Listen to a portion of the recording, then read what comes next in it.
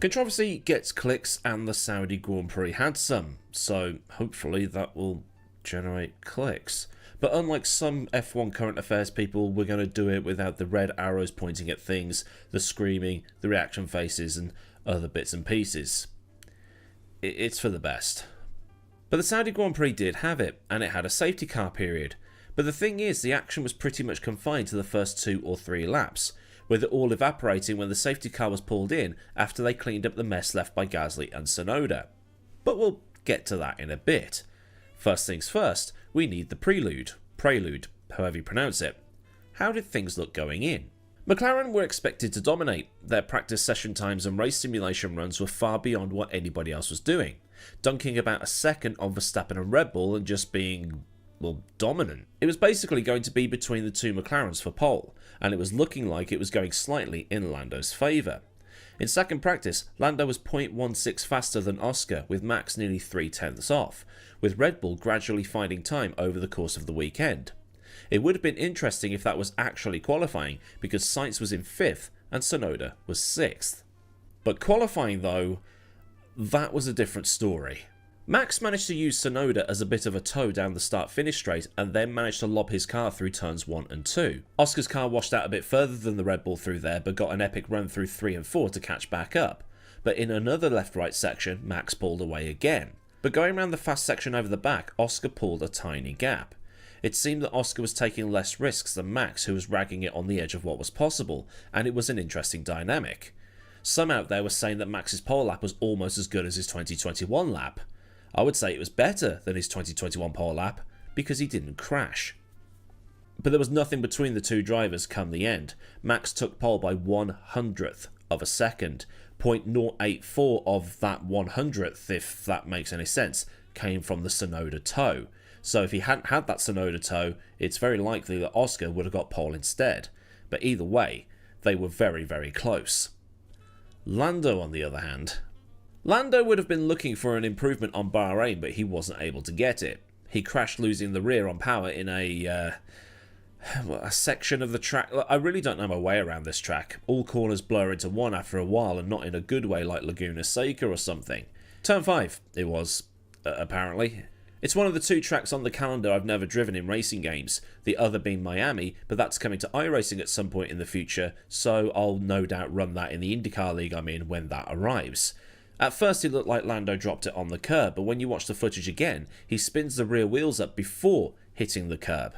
If he'd kept traction, he might have got away with it. And binning it would have sucked. Like mentioned, Lando needed a good bounce back from his poor qualifying in Bahrain, but this time round it was worse. Because of it happening in the 3rd qualifying session, it was going to be a 10th place start. So getting back through the field was going to be a mission, given how close the grid is these days. But Lando at least owned up to his mistakes, calling himself an idiot and saying that he had a big job to do on Sunday.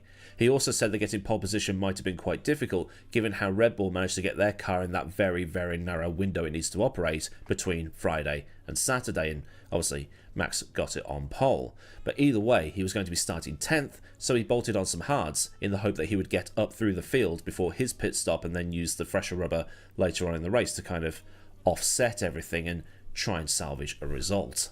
But Andrea Stella, the McLaren team principal, said, in Q3 when Lando tries to squeeze a few more milliseconds out the car doesn't respond as he expects. This is a behaviour that kind of surprises him, and today it surprised him. The car understeered a bit in corner 4, ended up on the outside curb, and the outside curb can be quite unforgiving. It's an episode that I think starts from some of the work that we have done on the car. It made the car faster overall, but I think it took something away from Lando in terms of predictability of the car once he pushes the car at the limit. So it's the responsibility of the team to try and improve the car and try and correct this behaviour. Because we want Lando to be confident, comfortable, and that he can push the car. And Lando looks like a driver that needs the car to work for him so he can be confident in it, while other drivers have the confidence that a car that's a little less planted will be there for them when they need it.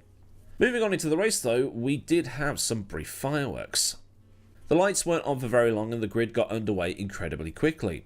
Oscar actually managed to get the better of Verstappen on the initial getaway as they headed up to the first couple of corners, with Oscar having the inside line. As they got to the first corner, Max moved off to the right and cut the chicane, maintaining the lead out the other side and getting into a decent lead. And then the radio chatter starts, with Oscar thinking that Max should give up the position because Max gained an advantage by cutting the chicane. Now this has generated a lot of discussion online. People are saying, why did he get this penalty? This penalty is BS. Why did he get this penalty while another driver got this penalty? Why this? Why this? Why this? Why that? Why this? Now, for these kinds of situations, I'm going to post the FIA's decision documents in full, and then you can pause and read them and do everything else that you might want to do with it, because I think what happens is people just assume and don't even bother reading the documents to understand why the FIA came to a particular decision. So here it is. The FIA's decision document, the 44th of the weekend as it so happens, so they were pretty busy with paperwork, said, paraphrase, that the stewards reviewed positioning, video, timing, telemetry and in-car video and determined that car 81, Piastri, had his front axle level with Max into the corner and was therefore entitled to space, before saying that Oscar was alongside Max at the apex. It then goes on to say that Max left the track and gained a lasting advantage that was not returned. The FIA also notes that the standard penalty for this infraction is 10 seconds and not 5, but mitigating circumstances were applied because it was turns 1 and 2 on the opening lap and there has to be some wiggle room applied because of how chaotic things are. The document then ends with the usual competitors can appeal, etc, etc, etc, and is then signed off by Nish Shetty, Enrique Benaldi, Loic Bakalan and Hassan Al-Abdali, who were the 4 stewards on duty that day. Not a single Johnny Herbert in sight. Now, Benaldi was actually a Red Bull driver in his Formula 1 career. For the 2001 season, Peter Sauber had signed Kimi Räikkönen in the second seat at Sauber for that 2001 season, and Dietrich Mateschitz, who had shares in the Sauber team at the time, was highly miffed about this because he wanted Benaldi in the car, which was one of his drivers. Instead, Benaldi took the Red Bull money over to Arrows and was partnered with Jos Verstappen for that year, while Kimi Räikkönen went on to become a world champion later on in his career. And because of how annoyed Mateschitz was with all this thing between Sauber and Räikkönen and Benaldi and all that stuff, he sold the shares in Sauber and then worked towards buying out the Jaguar team in time for 2005. True story. The incident was very similar to the one we saw at Austin last year, which also involved a car leaving the track and gaining an advantage. In that incident, Lando had tried to go the long way around the outside of the hairpin at the end of the back straight, and Verstappen had done the "oops, forgot to turn left" tactic, and that forced Lando off the road. In doing so, Lando ended up ahead of the Red Bull, and was, like Max, given a 5-second time penalty. And, like with Max yesterday, this was also given mitigating circumstances, because the reason Lando was off the road in the first place is because Max put him there. But irrespective of he had me off the road or not, Lando had overtaken off track and was therefore in violation of the rules. This being because Max was gaming the system, for want of a better term, where he knew that all he had to do was get to the apex first, and it didn't matter if he made the apex or not. The rules have actually had a bit of a rethink in time for 2025, but the FIA being the FIA, we don't actually have access to those guidelines, which is a bit silly, because if they posted the actual guidelines and then made them very, very clear, it would mean that people might get a little bit less emotional when they're talking about it on social media after the fact. I know I'm struggling to keep a straight face with that as well. But a 5-second penalty was given. It is what it is. Most would say that it should have been a simple handback, while some are saying that Oscar gave Max no room, and if Max did give the place back, he'd have been under fire from those behind. But Antonelli also blew the chicane while battling Leclerc in that same section, and he handed the place back immediately. So the argument in response I've seen is, if a rookie can do it without being told and then be under pressure from those around him, so can a 4-time champion. As such, it was a 5-second penalty, and it probably cost Max the race. Now, as you can imagine, Max was a little bit peeved about all of this, being told to keep his mouth shut over the radio because Mr. Sulliam doesn't like it when people swear over the radio. At the same time, Christian Horner was gathering evidence because he was going to try and argue the toss with the stewards. Horner had gathered a bunch of pictures to try and prove a point to the stewards. Firstly, I didn't think Max Spielman would be open on Easter Sunday, and secondly, I don't know what Horner was expecting to achieve with this tactic. But it's like this in any sport, really. Now, long-time viewers will know that football has been a big part of my life since I was a kid, and has probably been a bigger part of my life than racing ever has. And you see it all the time in football.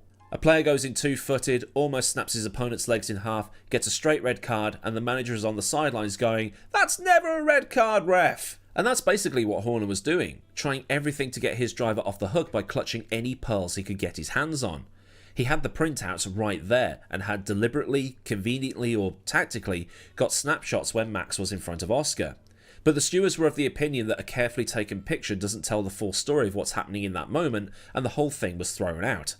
Meanwhile, some have been saying that after the race, Max was given a verbal warning by President Sulliam about his little outburst of "fucking lovely" over the radio when that penalty was given. But McLaren, naturally, can't seem to understand what the fuss was about.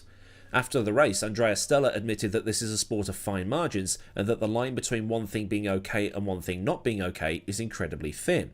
But at the same time, he said that going off track and making a move stick or gaining an advantage isn't okay.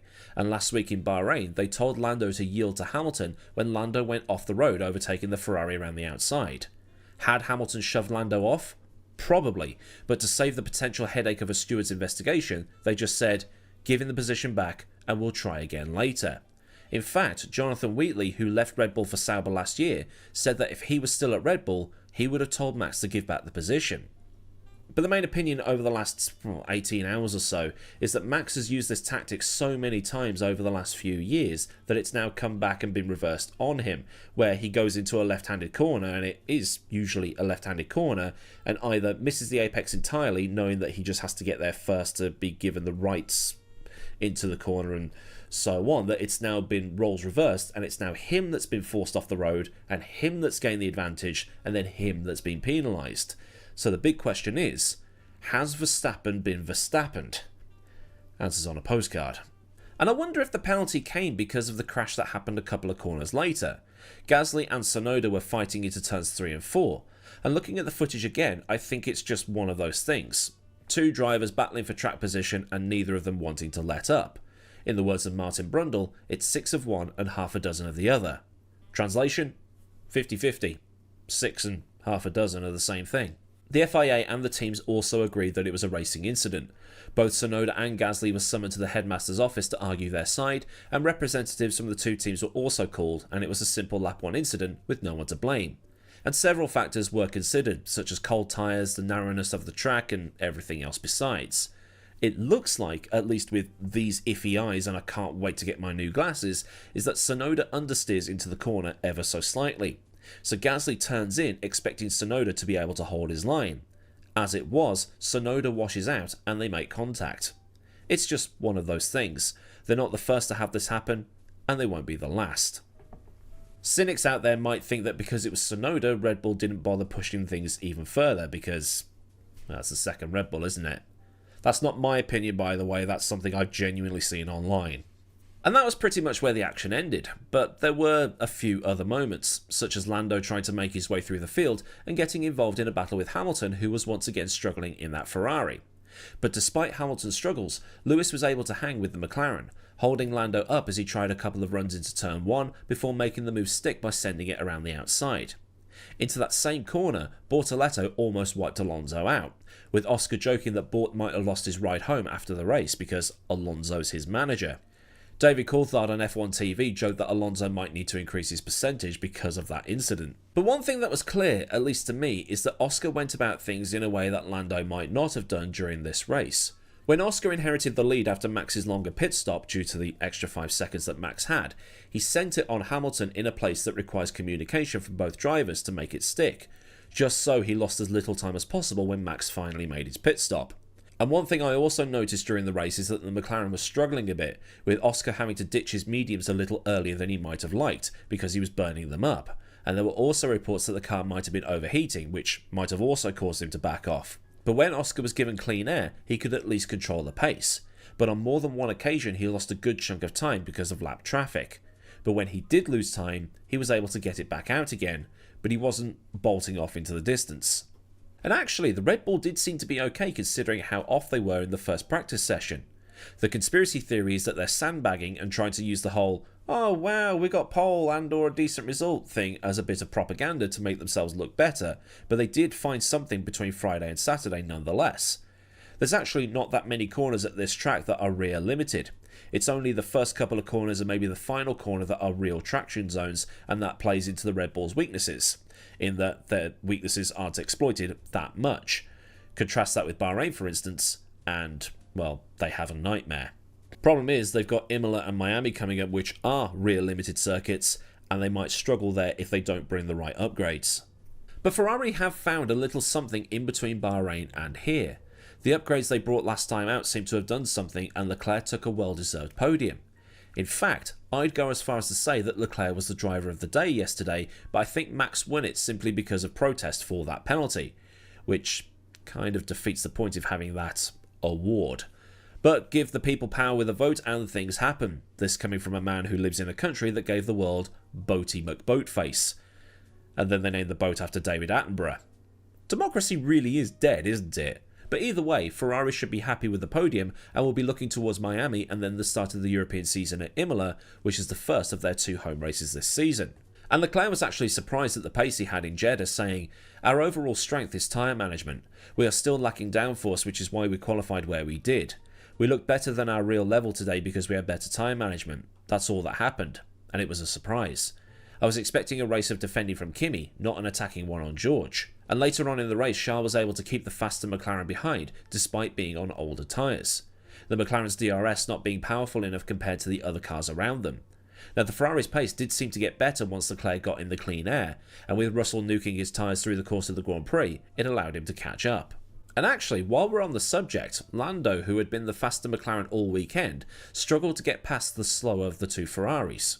Did that cost the team a double podium? It might have, but there's that old saying of F1 just being if backwards, so who even knows? But the other question is, would Verstappen have won without the penalty? I'm actually willing to bet yes. But at the same time, Oscar had managed to beat Verstappen into turn 1 from the dirty side of the track, and it might have been something that caught Max out. Did Max expect to enter turn 1 ahead and then see the McLaren back out? He might have, but that's one for you to decide. But thinking about it, if Max had stayed on the track and not cut the corner, he would have had to have gone through turn 2 so slowly that Oscar might have been able to swoop round the outside and take the lead that way.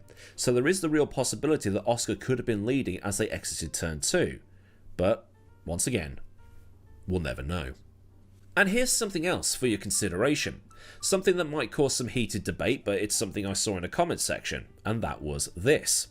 Verstappen has matured since he won in 2021, but for 2 and a bit years he had a substantial car advantage, so he wasn't having to make the moves that he was doing, such as Barcelona turn 1, Imola turn 1, and the other times that year where he did the forgot to turn thing. Now that he's back to not having that car advantage, he's returning into those older ways. Mexico, Hungary, Austin, yesterday, and if the championship remains this close, this won't be the first time this year we'll see something like this. The problem is the sheer tribalism in the fan bases will see these thoughts be taken out of context or just simply lit on fire, but it's one to consider. Now, Oscar is developing well and it is showing. His aggression is enough without overdoing it, and I think he might have woken Verstappen up slightly. Oscar isn't Norris. He's going to take chances that are presented to him in a different way, as seen with the run into turn 1, so it'll be interesting to see where things go from here.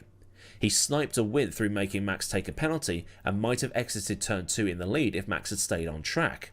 Some have called him the new Kimi Räikkönen with how fast he is and how he seems to speak only when needed. Considering he's from such a hot country, Oscar really is stone cold. Stone Cold Steve Oskton is probably the best pun I can come up with, but after Newey, Lewis and the News, well, I'm never beating that one, am I? So then, a look at the final race in the F1 Asian triple header and my opinions on some of the stuff that happened in a race that was, well, basically done from an action perspective after the first lap. But then, you can't have a banger every race, can you? So if this thing has made you think things about the thing, then like this thing so I know I did a good thing. And for more things from the channel, click the subscribe button thing and then ring the bell thing so you never miss out on anything that I do around here. Massive thanks as ever go out to the rad lads at Patreon who continue to support the channel at a more personal level, and if you want to contribute to the picture purchasing piggy bank or otherwise keep the lights on, there'll be a link to Patreon in the description along with links to Discord, socials, affiliates and other bits and bobs you might want or need to know. Or there's super thanks if you just want to do a one and done donation, and memberships for Patreon without the Patreon. So until next time, I've been Aidan, have a great day wherever you are, and goodbye.